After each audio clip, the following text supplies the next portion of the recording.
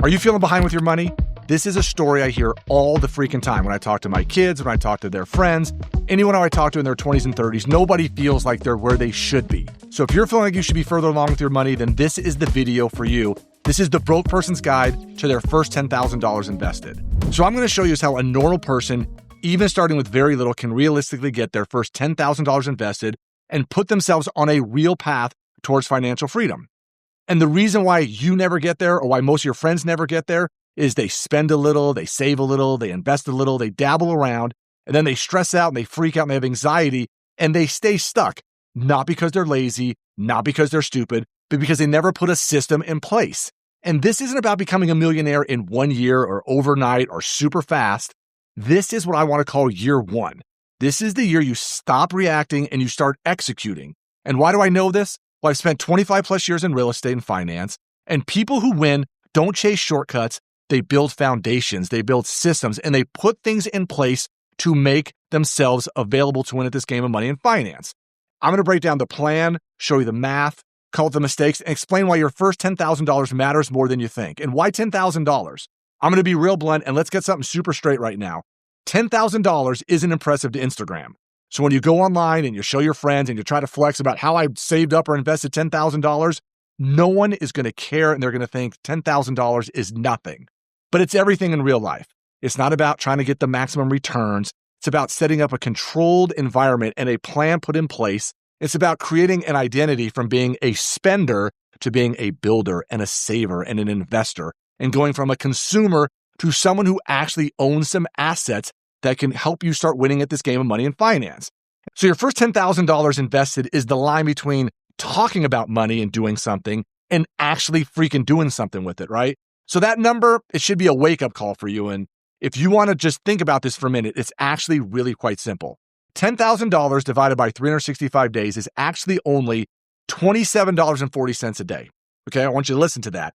$10,000 divided by 365 days is $27.40 a freaking day.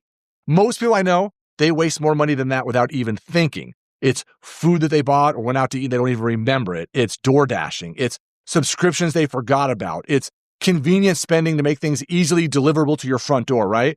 So you're not broke, you're undisciplined, and discipline is fixable. So let's talk about what we want to do in this 1 year plan, right? This is where we want to start to actually do something. And this is not a get rich quick. This is not become a millionaire overnight. It's putting a plan in place to get to that first $10,000, okay? So let's talk about these steps that we're going to take. And step number one is control your cash, okay? And if you don't know where your money is going, you don't control anything. You're likely not investing. You probably have no financial freedom. You probably don't even have an emergency fund. So you have to start knowing what's coming in and what's going out. And how do we do this? Well, first of all, nobody wants to do a freaking budget, okay? But doing one would be the number one most important thing you could do. And I'm not talking about doing it going forward and doing it forever. Here's what I want you to do, and just listen closely here for a second, okay?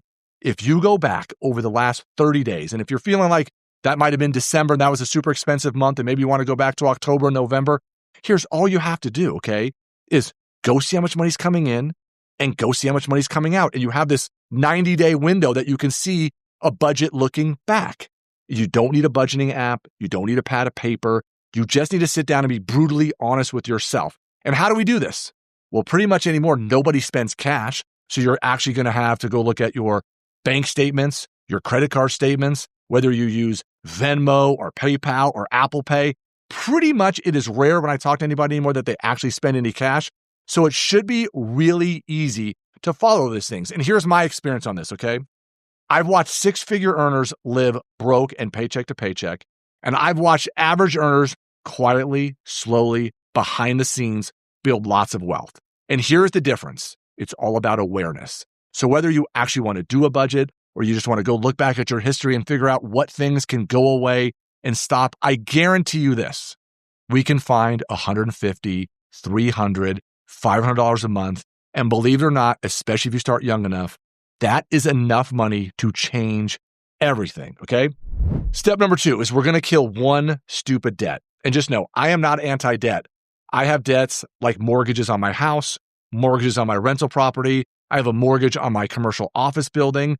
But the thing about all those is the values go up. Over time, I pay the debts down. I start to build up equity, and those are assets that over time will become more valuable. What I am anti is high interest debt stupidity. And what are those?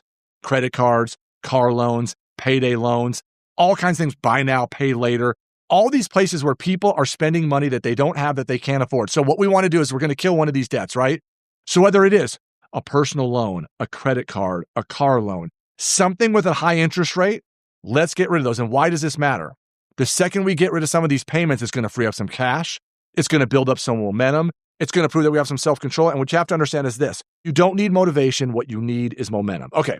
Step number 3, you have to automate this or you will fail. Okay. If you rely on discipline and willpower, you are going to lose every single time. Okay. Goes back to my food references. It is really hard to be super disciplined with your eating if you're not meal prepping and going to the grocery store and buying food and cooking all this stuff up for yourself. It is difficult, and is why so many people struggle with their weight and their health.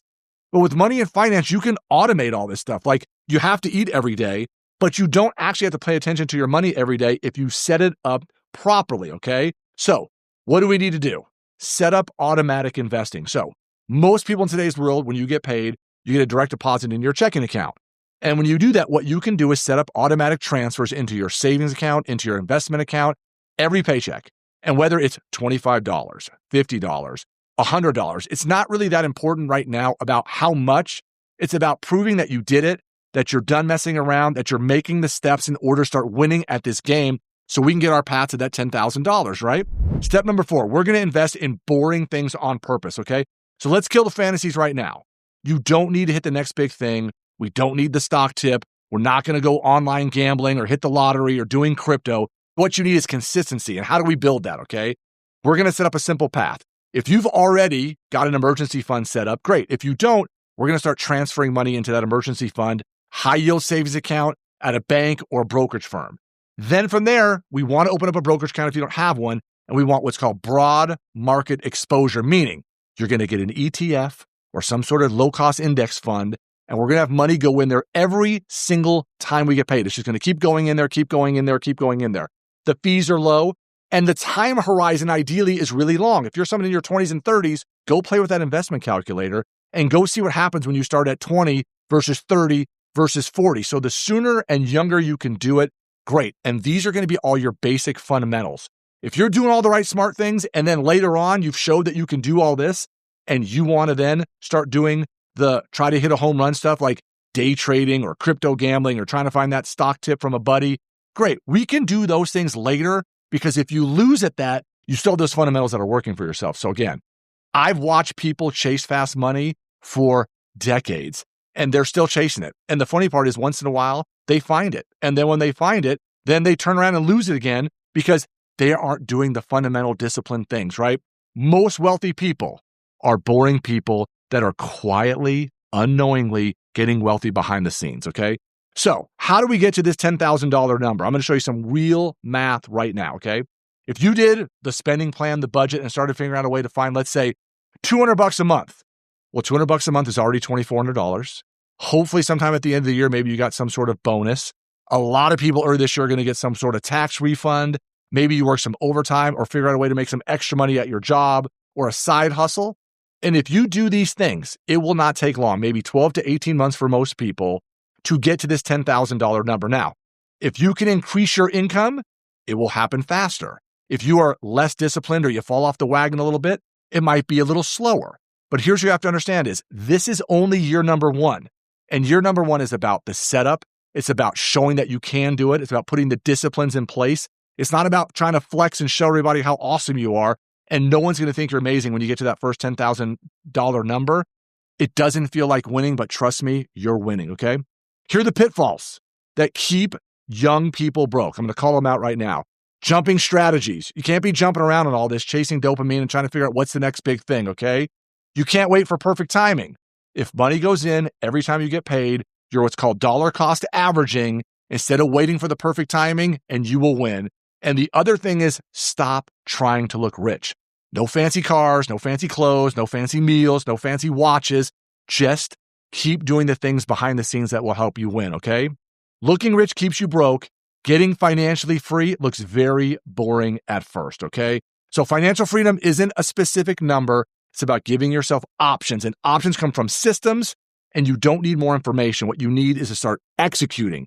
So go back to the beginning, watch this again, and let's start putting the steps in place so that we can help you get financially free.